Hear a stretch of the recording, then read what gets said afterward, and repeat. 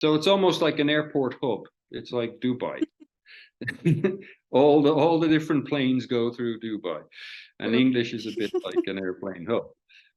But it's not better or worse, or I think it's just convenient to the world, really.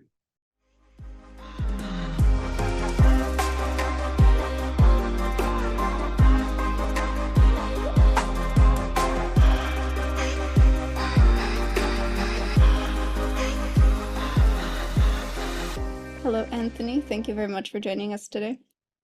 Hi, Marty. Very nice to be here. Pleasure, pleasure. And for anybody listening and for anybody that is not yet familiar with who you are and what you do, can you introduce yourself a little bit to us? Yeah, I'm a translator and a writer. I'm from Ireland. I live in Brazil now for the last 23 years. It's been, and I've also been a language teacher for a long time. And how did you transition from being a teacher from Ireland to a translator in Brazil? Yeah, actually, it was completely accidental. It was never planned. I never imagined I'd be a translator. That was never an intention of mine. I met my wife. She's Brazilian. I met her in London, where I was teaching English. She was studying, and we stayed there for 5 years. But she wanted to come back to Brazil to start her career. She works in human resources. But while she was in London, she'd done a translation course because she planned to do some translation work while she was getting set up here in Brazil. So when we got here, she started taking these translation jobs, and it was mostly Portuguese to English. And she hated it, detested it. She couldn't stand doing it. So what we did was she'd do the translation into English, and then I'd revise the English. I'd put it all up nice and, cross all the T's and so forth. And I actually really enjoyed it, the whole process, watching the whole thing happening in the transition, the translation. So she started kind of shunting all this onto me, and then sooner or later I was doing most of the work. But I really enjoyed it, and I started going from there. I met a woman. She was a publisher. Unfortunately, the publishing house has since closed down, but they used to do bilingual art books. And she started hiring me as a proofreader. And then from proofreading, that went into translation, and gradually, over time, the translation work started replacing the teaching, really. And, so it was completely unplanned. And you mentioned this to me last time that you mostly do Portuguese to English, but can you tell me a little bit more about how you developed your Portuguese as well? Because I imagine to do translating, it must be at a fairly high level. So how did you learn, or how did you learn to master Portuguese? Yeah, when I arrived in Brazil, I didn't speak any Portuguese at all. So I learned by ear. I learned from talking to people, which is kind of ironic because when I was a teacher, I was a stickler for grammar and for the traditional learning method. Okay. But then when it came to learning myself, I did the complete opposite. And I didn't actually go to a language school. I didn't study the grammar as such, which is something I wish I had done, because I feel there's a little, I still make mistakes even now. And I think if I'd prepared myself a little bit better structurally, grammatically, this might not have happened. But the comprehension part of it came very quickly. And like reading was very easy. And that kind of helped with the oral comprehension, though there's a lot of different accents in Brazil. So it can be quite difficult sometimes, especially if you get people from, say, the Northeast, where they have a very different accent. People from Rio have a very different accent to people from Sao Paulo, people from the South, people from the inland. You have various accents, and some of them can be more challenging than others. But generally speaking, the comprehension came quickly, and the communication lagged a lot behind, but it improved with time. So translation, I really just needed comprehension, so I was able to start with that a lot earlier. But I wouldn't try to do translation into Portuguese. I've done some. I have done some, but I don't like it. I don't feel comfortable doing it, and I think it's best to leave that to the native speakers. And would you consider yourself fluent in Portuguese? Though I suppose it depends on the definition of fluency. Indeed. Um, I still make mistakes. I don't have perfect, flawless Portuguese. I will still make mistakes occasionally. I still have an accent. You can still hear. As soon as I open my mouth, people know I'm a gringo immediately. But my definition of fluency would be: can you go about your daily life fluidly in that language? And yeah, I can. I've been here for 23 years. I do everything in Portuguese, and there's no problem. I feel comfortable doing it. So I suppose by that yardstick, yeah, I would be fluent, but still room for improvement. And I have a guy who trains his English with me, for example, and by my definition, he's completely fluent. He doesn't consider himself fluent at all. So I think a lot of people don't actually, no matter how good they get, they don't consider themselves fluent. It's fine. I wanted to say the exact same thing, that I've seen that so often, and I very, very much appreciate that you started with that it depends on your definition of fluency in the first place, because it doesn't mean that you're perfect and flawless and all of these things. Well, it should not be, because even native speakers make grammatical mistakes, so that's just perfectly unrealistic. But like you said, I also meet people that, I mean, your grammar is perfect, your pronunciation is fantastic. I mean, what are you looking for exactly? Oh no, but I'm horrible, I'm terrible, my English is bad. Really? Is it really? So definitely the teacher student perspective, I guess. Yeah, yeah. And a lot of people get hung up on accent, which is another thing that's peculiar, because a person doesn't need to sound like a native in a second language to be fluent. That's not part of it, because accent is actually something some people will acquire very naturally and other people won't. And it's not a question of working hard enough, or it's a natural thing.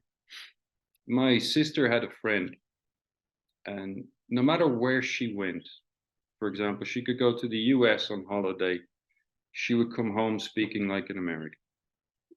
If she went to Australia, she'd come back speaking like an Australian. And it happened naturally. She just absorbed acquired accents.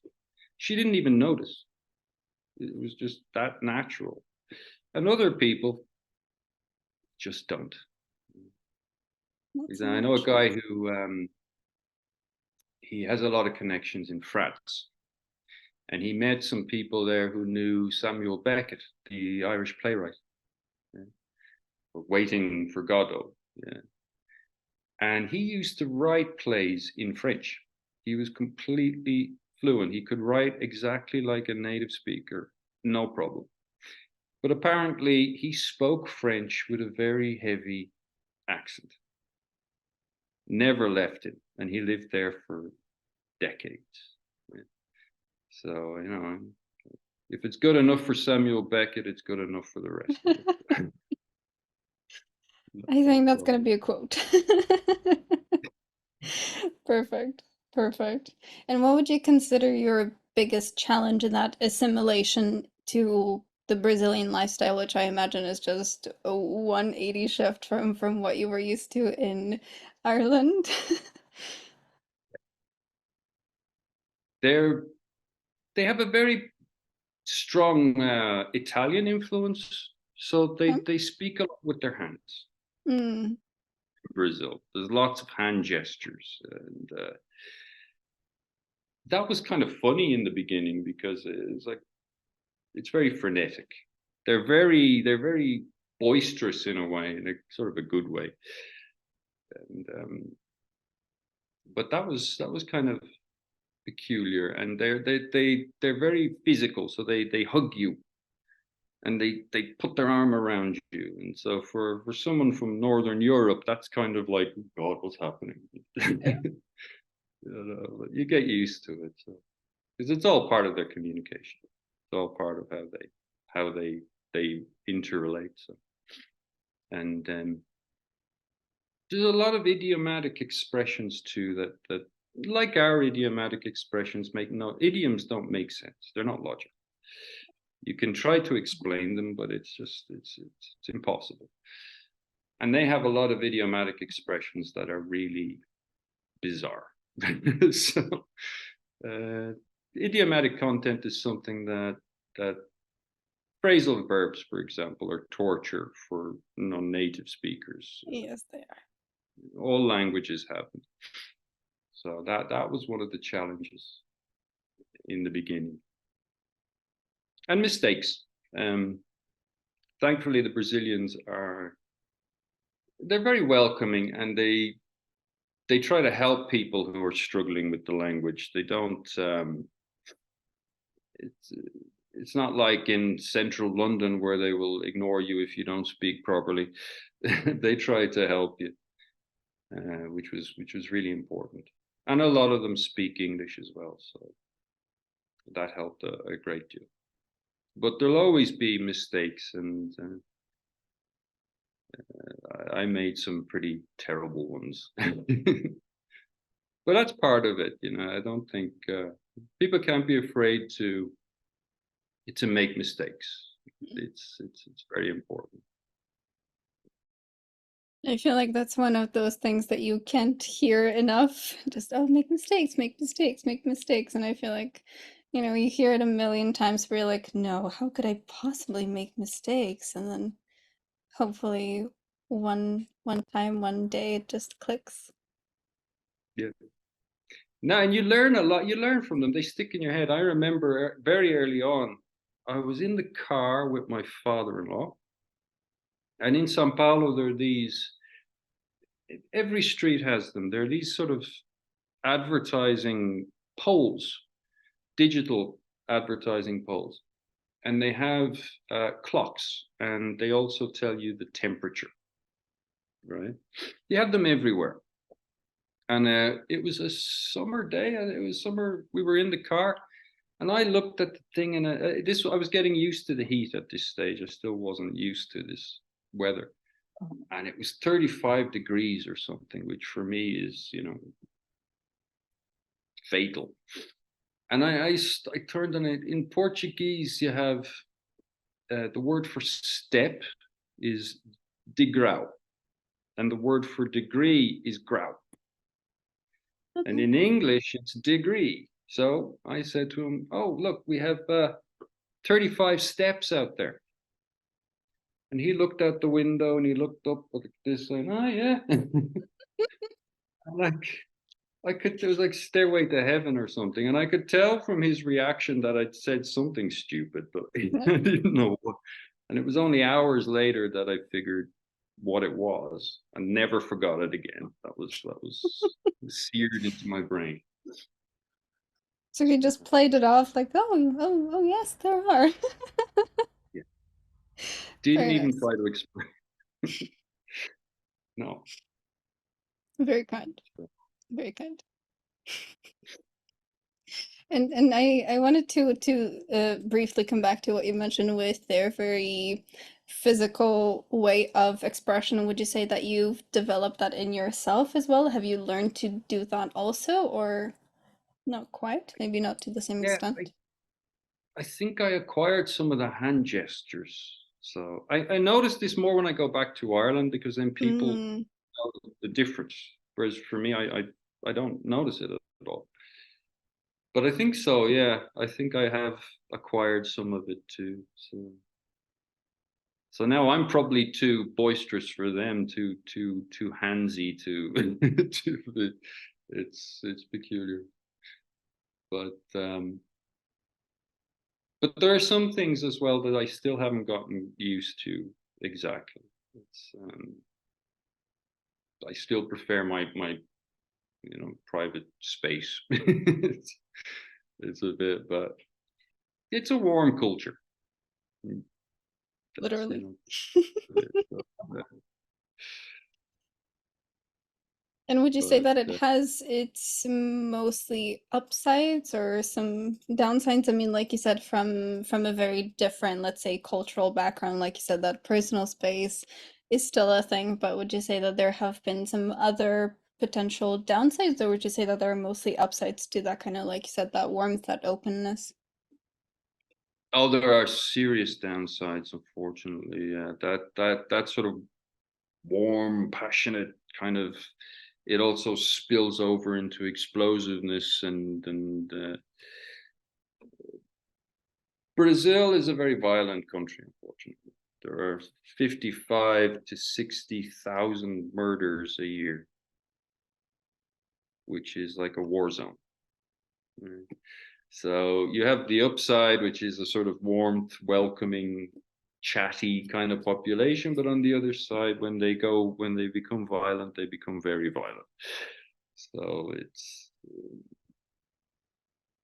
the flip side of it all. Yeah, that makes a lot of sense. And do you ever imagine yourself going back or no? Um, I do sometimes, but I don't know if I'd go back to Ireland because I think I've grown used to the weather. Hmm. So but sometimes I think, yeah, of going back to Europe, um, or to the US or to somewhere. It's been 23 years here, so Yeah. that's quite a long time. So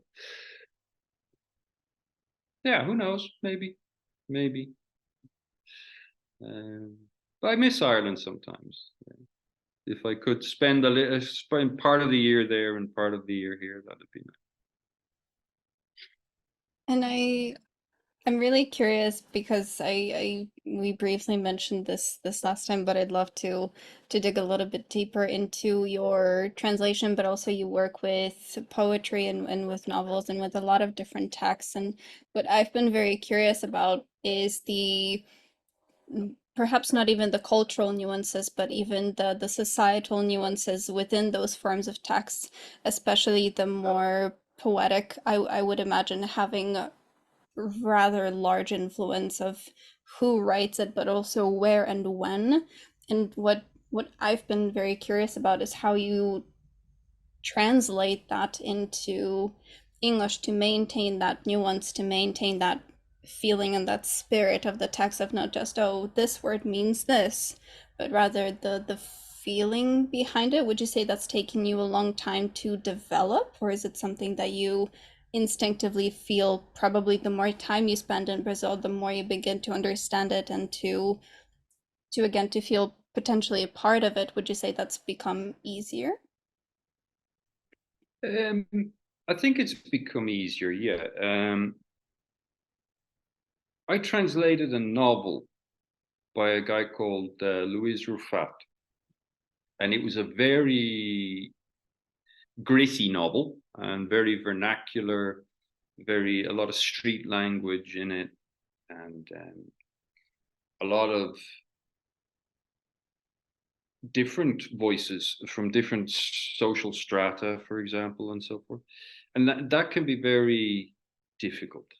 because the way that, for example, a poor person from Rio speaks is going to be very, very different to the way a middle class Brazilian speaks.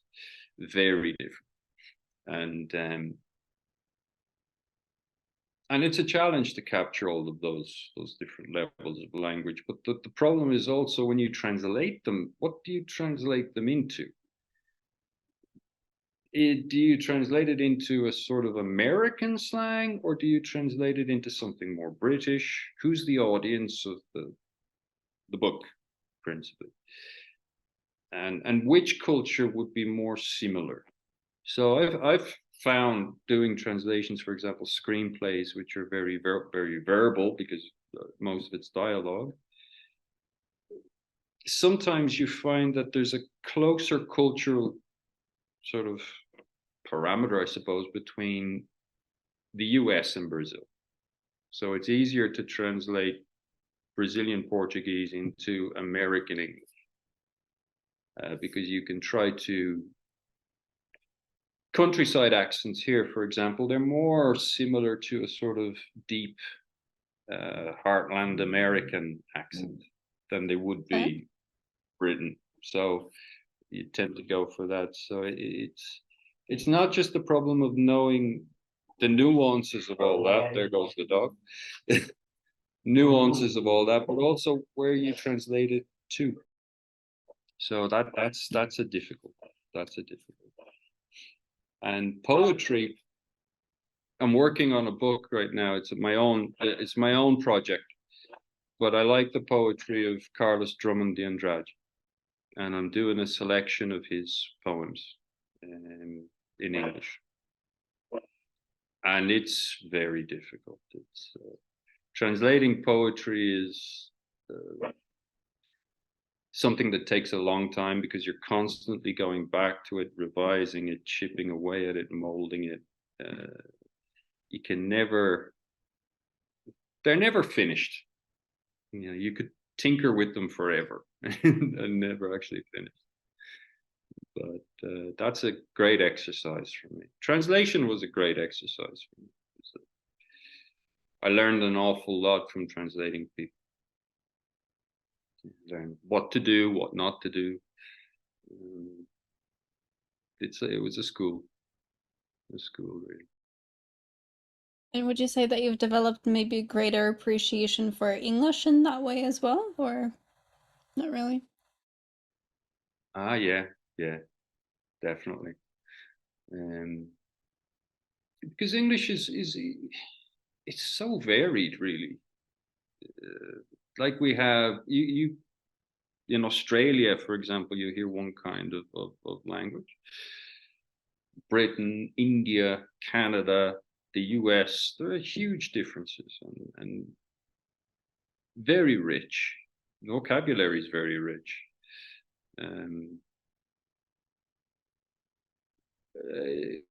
Really do develop an appreciation for it because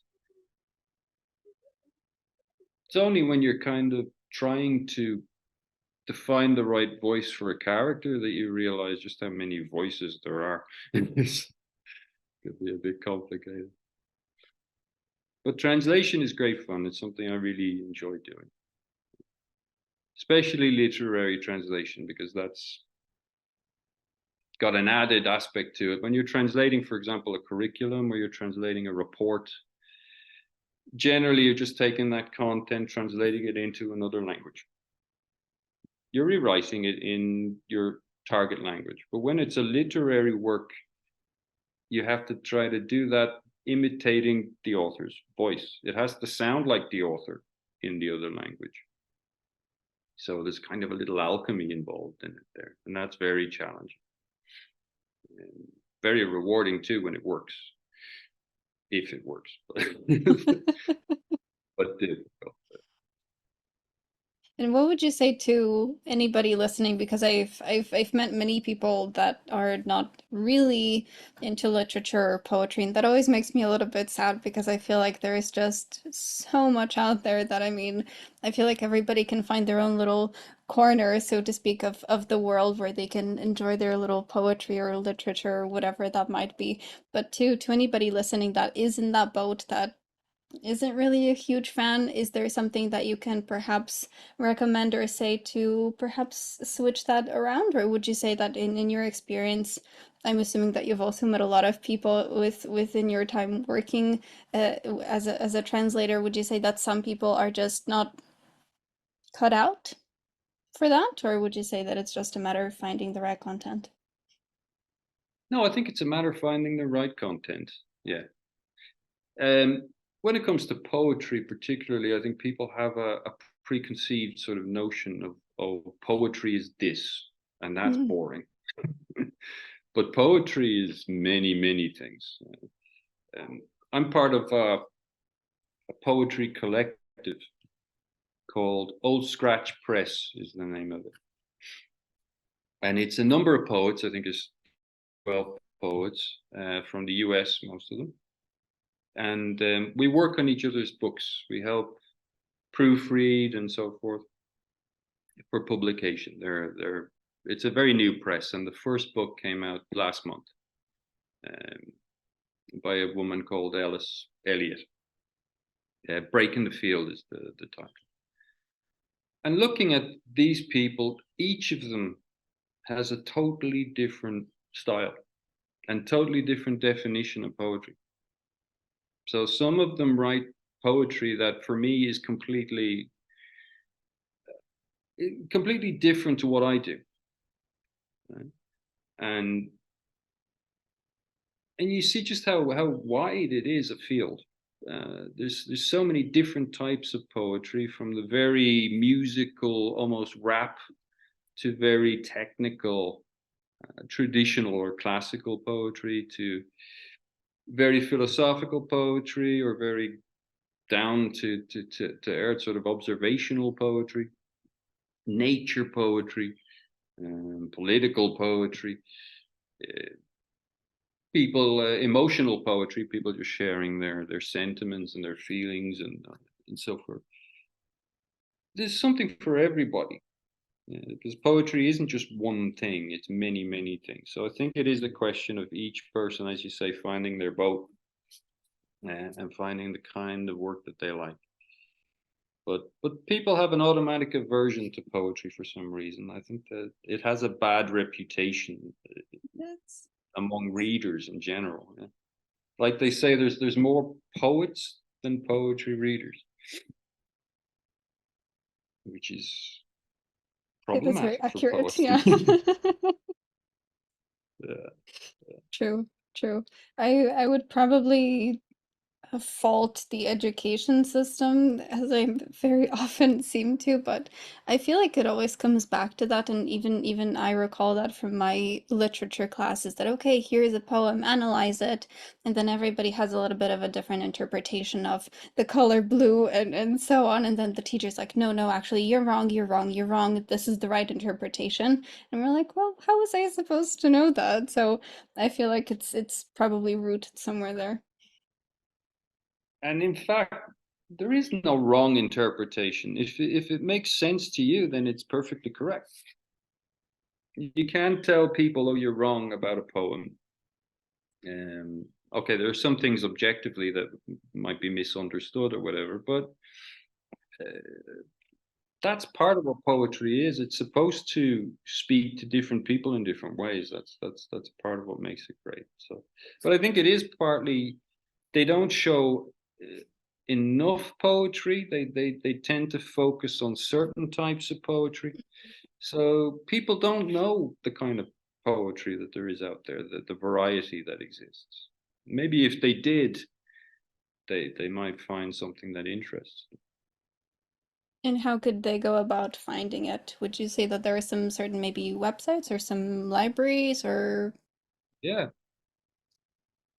Poets are desperate to get their work out there. So there are websites, YouTube is full of stuff. There are lots of open mic videos as well. There are lots of collectives. There are lots of groups that do. For example, in the US, poetry readings are very, very popular. There are a lot of readings that go on.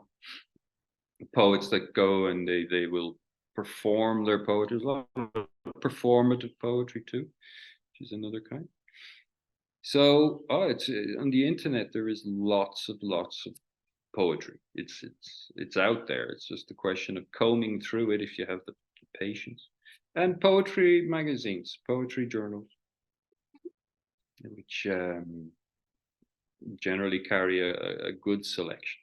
So, it's out there. It's just I think people aren't looking for it. And as you say, it's largely to do with the way poetry has been presented to them over time. Have you noticed that you find a greater joy in poetry and in literature in English, or perhaps sometimes in Portuguese? Have you noticed some large gaps between your understanding or the kind of emotion that you're able to feel through that? Um, no, I don't think there's any difference between them really. Uh, Brazilian literature is a little different to Anglo-American literature. The style and the approach. I think it's in some cases it's a little more experimental and a little more, yeah, a little like a person who is writing experimental novels here has a far greater chance of publishing in a good publisher than abroad, I would say. Like if you're writing a very experimental literature in America, you're probably going to have to start with a small independent publisher or whatever. Whereas here, now they have more access to the bigger publishers. So you see more experimental work, which is good. Okay. And but I reading in your own language is you can't beat it really. It's no matter. It's always more enjoyable, I think, in a way. And would you say that you ever recommend that to the people that you used to work with as a teacher? Because what we started talking about, that you used to focus more on pre-intermediates. Now you've been working with maybe just a few people that are more on the fluent scale, so to speak. So would you say Mhm. that has that ever been a recommendation of yours? Maybe you read some poetry literature, see how that feels, or is it not Yeah. really a teaching tactic for you? No, I always used to. Every year, our courses lasted about 3 months. That was generally how it went. And I would always have one book that we'd read uh, at intervals over the course of the 3 months. Sometimes it was like Paulo Coelho's The Alchemist or Frankenstein or something fun, something people would appreciate. But it was very important, I think, because especially early on, to give the student the sensation that, oh, I actually started and finished a book in English. It's like a milestone, it's an achievement, and they think, wow, I can do it. So it's very important, I think, very important. And some kinds of poetry, not all, because at that level, very, very difficult poetry could be pushing, and because then it has the opposite effect. Then people think, oh God, I can't read this, which is not what you want. So Yeah, when you touched on a very important point, that it's about that motivation that they get from it as well, that it's not just reading and vocabulary, which is great, but like you said, I can actually do this. I'm good enough. Wow. Yeah, for sure.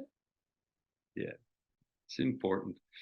Um, Teaching people abroad when they're in the native language, surrounded by it, um, and teaching people in their own home countries, they're very different because For example, when I was teaching people here in Brazil, in the beginning, I took people from all kinds of language level. They're not surrounded by the language the way the people were in London. Because there they had to get on the train, they had to buy their tickets, they had to go and buy lunch, they had to go work, they had to do whatever. Everything was in English. They were surrounded by it. So you could draw a lot from that, from their experiences day by day. Whereas when you're teaching somebody abroad in their own hometown, their own language, it's very different. You have to try to find ways to import that kind of material. Sure. And it was interesting, the differences in the methodologies. I was giving people a lot more listening material than I used to in London, because to try to supplement this lack of surround sound, and there I used to give a lot more grammar, because you had space to do it because they were immersed in the language, so you could maybe focus a little better on that. So it's funny how it depends. It's different depending on where you are, but the sense of achievement of getting something done, that's very important. Yeah, certainly. And I very much appreciate that you noticed that and that you were able to supplement that. Like you said, okay, well, you're not getting a lot of listening practice. Let's do a little bit more of that. Okay, here you get a lot of listening practice, probably a lot of speaking, but maybe not really that much focus on the grammar. So let's focus on that. And I suppose this is one of the things that I've noticed people in the self-study mode struggle with a lot, because I feel like it's one of those things that you watch a video and then somebody says, oh, you have to do XYZ to become fluent. And okay, great, I will do that. And then you do that and something is still missing. And it's always that troubleshooting of, okay, I'm doing this, I'm doing this, I'm doing that, and that's still not working. What else can I try? What else can I add? What else can I maybe subtract from my routine? Maybe I'm doing too much of something, and too much of grammar also exists. Oh so yeah. so definitely finding the right balance with everything, certainly. Yeah, it's and when you have a class as well with I don't know how many people would be in the classes now, but like we sometimes had 30 people in a class. So you have very different people. They don't all have the same aptitude. Some people learn comprehension better than speaking. Some people speak really well, but they don't understand that well. There's always that discrepancy. So when you have a class, you're dealing with a whole lot of specific discrepancies. It's complicated. Private lessons are a lot easier in that regard because you can tailor things to that person and to their strengths or to their weaknesses. But with a full class, it's a challenge. And tell me to shift the focus slightly. I did also want to uh, get into the nitty-gritty, hopefully, of your work with philosophy, because I'm very interested in how that works. Obviously in English and then also in Portuguese. If you've dabbled into philosophy in Portuguese as well, is that mostly something that you do in English, or maybe where did that start in the first place? Yeah, I studied philosophy at university in Ireland. I did a master's degree, and since then I've been continuously reading philosophy. I never really stopped. Um, I'm really interested in the German philosophers, so I'm actually trying to learn how to read in German and Okay. not getting very far. um, it's terrible, but I'll get there in the end. I'll keep on going. Uh, in Portuguese, Brazil doesn't have a very strong tradition in philosophy. Strangely, they don't have many philosophers. Um, but sometimes I read philosophy in Portuguese because if you have, for example, a French philosopher, the translations into Portuguese are probably a lot closer to the original than the English Oh, translations would be. So I read a okay. lot of French philosophy in Portuguese, Okay. um, which is, for example, Sartre. I think they translate him well in Portuguese. It seems to be quite close to the French. But the rest I read in English. I read yeah, in English. And I don't know. I keep saying one day I'll go back and do a doctorate or something in philosophy. But I've been saying that for decades and I never did. So let's see. I'll probably be saying it until I'm 80 or Well, they say it's never too late to start, right? So well, true. Yeah. I just wanted to say that's very interesting what you said that looking at French philosophy that it's much more accurate in Portuguese than it would be in English. And I feel like that's a really wonderful point for anybody listening with a Portuguese background, whether from Brazil or from Portugal. I feel like there's a huge tendency, and I wonder if you experience that as well in your years of teaching, but also perhaps in translating, that I feel like a lot of people tend to underestimate their native language, that oh, I speak, well, Portuguese, or I don't know, French or whatever, and oh, English, I want to learn English, and how wonderful English is. And I feel like there's a lot of hate that goes into the native languages, but I feel like what you just said really dissolves that in a way that, I mean, English is not always be all end all and so on, but perhaps there is a way that Portuguese can be more accurate or better in some situations. Yeah, for example, the Latin languages in general, uh, they're very accessible to each other. Italian, French, Spanish, Portuguese. Um, and for example, in Argentina, it's they have a really rich literary tradition. For example, it's very good. And through Portuguese, I'm actually able to read Spanish pretty well because they're very, very similar in many ways. I couldn't speak, but I can read. Yeah. I studied French at school, but very badly. Because it was back at a time when they would tell you, and this is something I've never understood, but they would tell you, oh, this is very difficult. French is very difficult. And that's exactly the wrong way to go about it, teaching a language. Because if you tell kids, oh, this is very difficult, well, they're going to find it difficult. It's natural. Um, but through Portuguese, I've now learned to read French a lot better than I ever could at school. Because they flow into each other very, very naturally. So that gives you a very nice tight group of languages that spans the whole South Mediterranean practically, Italy all the way through up to France. Um, yeah, so English is definitely not the end all and be all. I think it's maybe something that, for example, if I would love to be able to speak a Chinese or Japanese or Korean or something like that. But that would be, there she goes again.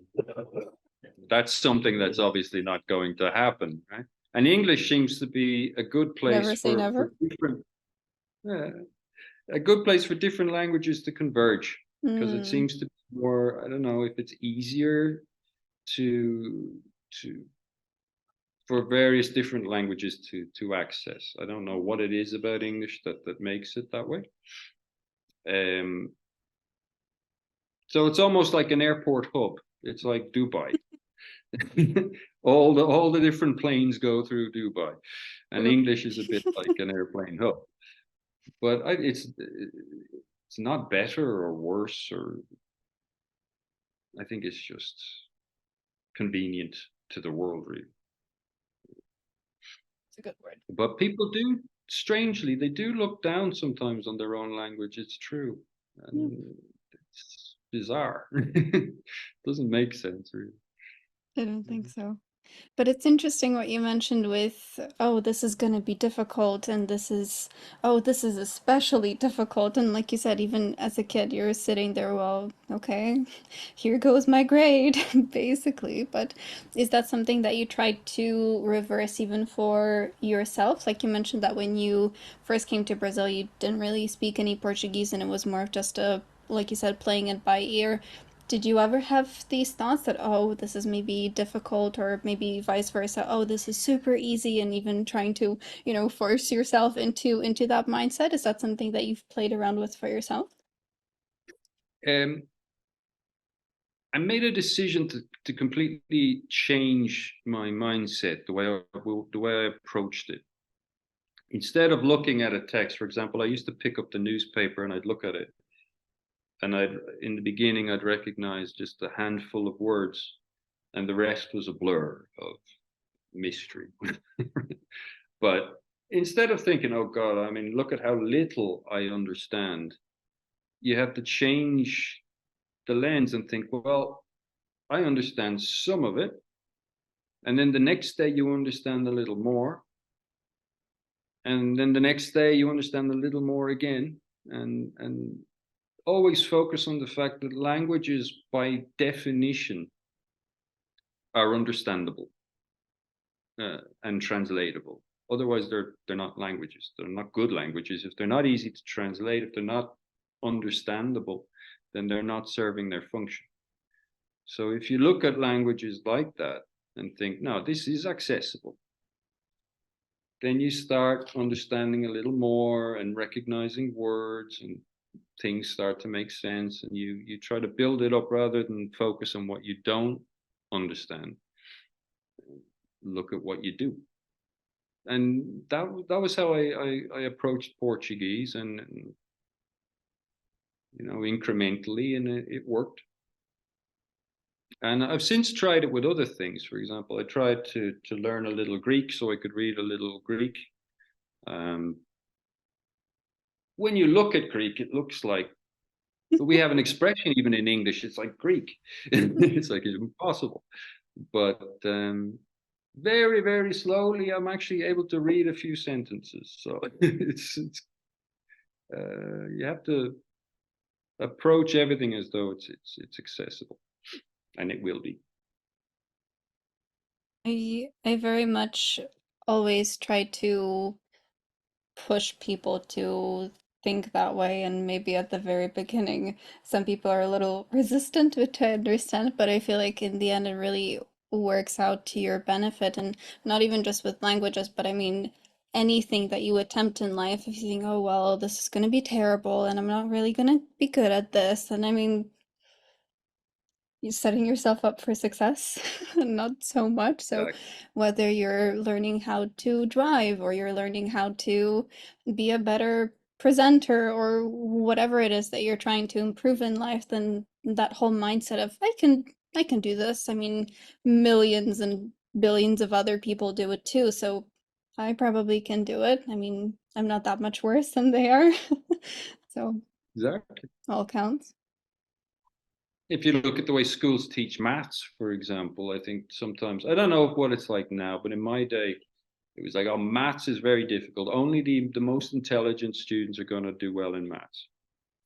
You can't tell a class that. And it was always sort of there. Maybe it wasn't explicit, but it was implicit, and everybody knew it. And it was how we approached maths. It was, wow. Yeah.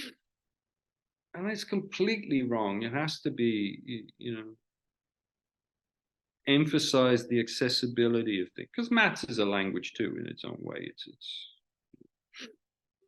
But yeah, I think a lot of it is mindset in everything, and it's easy to get a block, like you say, whether it's driving or anything else. Did you ever reach that kind of plateau with your Portuguese that you felt that you wanted to improve, you wanted to get better, but you were just stuck in that one space for such a long time and you couldn't really get over it and oh no, I'm not good at this and it's not working and all of these kinds of things I would imagine rushing through your head. Yeah. I didn't study Portuguese in school, so I didn't study the grammar. Mm. And I realized at a certain point that that was holding me back badly. Yeah. Um, and I wish I had done more of it when I was starting out, because I think I would be better now than I am. I think you can't uh, neglect any of the angles. It's a matter, each has its own priority and time, but you can't neglect any of them. You have to attend to them at some stage. And I didn't do that. And so then I would feel, oh no, I'm never going to make that transition to the next level. Yeah, there are always moments like that, I think. Um, all language learners have their weakness somewhere, and they have to face up to that at some stage. Yeah. But um,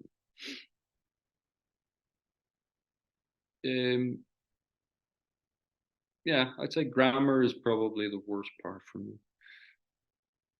which is bad for a grammar teacher.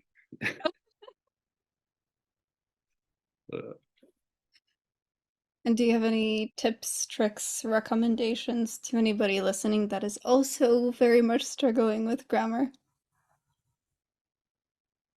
um, well, I suppose some people learn better on their own, but other people do need somebody to show them the way. It depends. I think that's one of the first things you have to try to decide. Can I do this on my own, or should I try to get some help?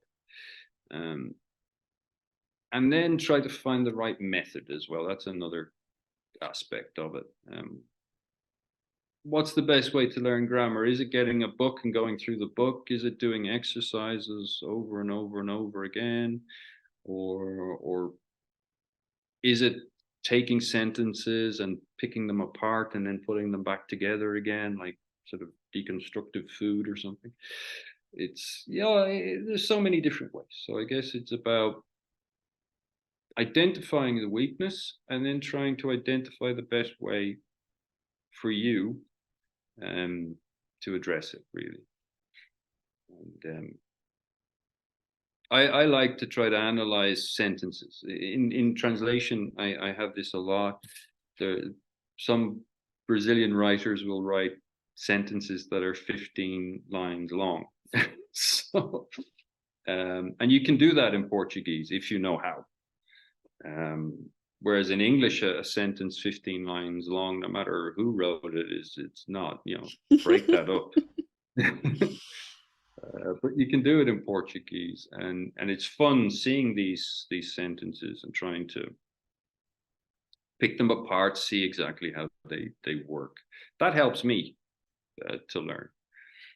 Um, but it depends, I suppose, on the person. It depends on what method's going to work for them. But I guess that's the only real language tip. Find out how your learning functions, and then try to find that something that will service that. That makes a whole lot of sense and it sounds super simple on the surface, but then thinking about it a little bit more, well, like you said, I mean, it's one of those things that I feel like a lot of people try to reinvent the wheel with, okay, I'm gonna try this and do that and all of these new methods and approaches, which are not bad inherently, of course. I mean, it's great to try new things, maybe something clicks, but at the end of the day, if you come back to how you've always learned, maybe how you learned to tie your shoelaces or how you learned to button a shirt or even super simple things, then okay, did you just do it a million times or did you watch your mom tie her shoelaces or what was it that really, made it stick? And then trying to come back to even those super simple things that you naturally know how to do. Okay, how can I translate that into languages as well? Yep. Um, It's funny you mentioned shoelaces because I had a terrible time with shoelaces when I was a kid. Awful. Shoelaces and clocks. They were my my terrors, my childhood terrors. But today I think I may be wrong, but I think there's a methodological abundance today. You've got so many different kinds of language learning, so many tools as well that are new. Video, audio, internet, all these resources. There's so many different tools available now. All helps. Yeah. Hopefully. At least one. Finding at least one. At least one. Sooner Yeah. than later, preferably, but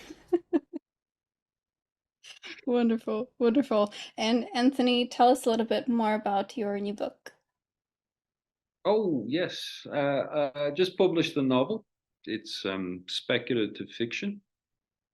It came out in the US by a small publisher called Devil's Party Press, which is a great name, isn't it? And they have an imprint that deals with science fiction called Out of This World Press, and they published the novel. It's about human hibernation technology, which I didn't know when I started writing it. I researched it a lot, and I had no idea that it was such a big area of science, that there are so many scientists studying this, and for so many different reasons, not just space travel or whatever, but for medical applications. Alzheimer's, cancer, shock treatments, in emergency wards, people who are bleeding out, for example, they want to try to put them under temporary hibernation to slow down the metabolism so that they can perform surgeries better, or so many different medical applications. And I started reading some of these papers and so forth, and interviews with the scientists, and realized just how ample the field it is and how rich it could be in the future. So that's speculative fiction is kind of like a small kind of futurism, where you take this and you see where it might lead in the future if it were to pan out. So the novel is about use of human hibernation technology as a way of curbing consumption in the future, handling overpopulation, decreasing environmental footprints, and basically as a solution to economic, social, political, environmental breakdown, which is probably where we're heading at this moment.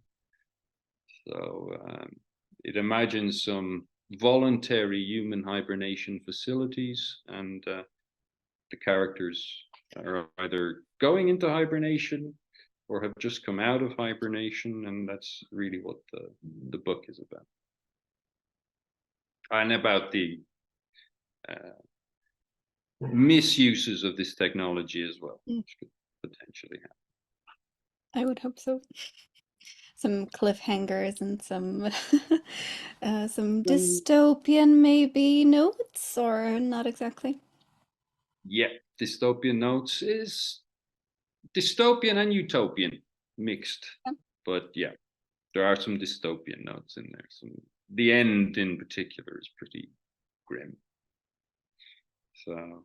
And is it available for purchase online, or is it, like you mentioned, the publisher, is it just within the US, or do they ship internationally? No, it's available worldwide.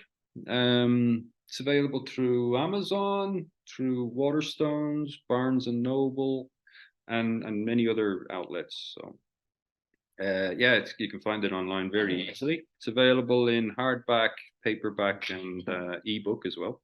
So plenty of formats. I'll be linking everything below. And where can people find you? Where do you live? Oh, well, I live in São Paulo, in Brazil, but I have a website which is Anthony, little hyphen, Doyle, .com, .br at the end for Brazil. Yeah. And do you use But I also have, some social media? I have Facebook and Instagram. Yeah. So I'm not too sure how to say the links on those because they're very long. Yeah, okay. Okay. All right. Well, I'll be But linking everything below. We'll get around to that. And tell me, Anthony, do you have any last words, any final pieces of wisdom or advice for anybody listening? oh, wisdom, don't get dogs because they will bark when they're not supposed to. Indeed. These three are doing that. Very sorry about that.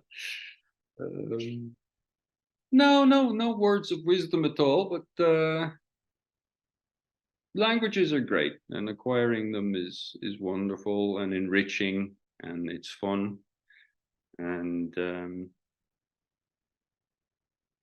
all expressions of language as well. So don't be afraid of poetry. Don't be afraid of fiction. There's something out there for everybody, no matter people who don't like reading, they will find that there's something out there that they will enjoy reading, and everybody can learn languages. Languages are there to be understood. So that's it, That's a really. nice slither of hope. I like that. I think those are nice last words. Awesome. Perfect. Perfect. Well, thank you very much, Anthony, for your time. I very much appreciated our talk today, and I hope that anybody listening shares my views, and I very much hope to stay in touch. Well, thank you very much. It was a real pleasure, and really enjoyed it. It was great. Thank you very much. Hey, I'm glad to see you here. Let me know what you most enjoyed about this conversation, and if you have any questions, leave them in the comments below. I'll see you in the next one. Do zobaczenia.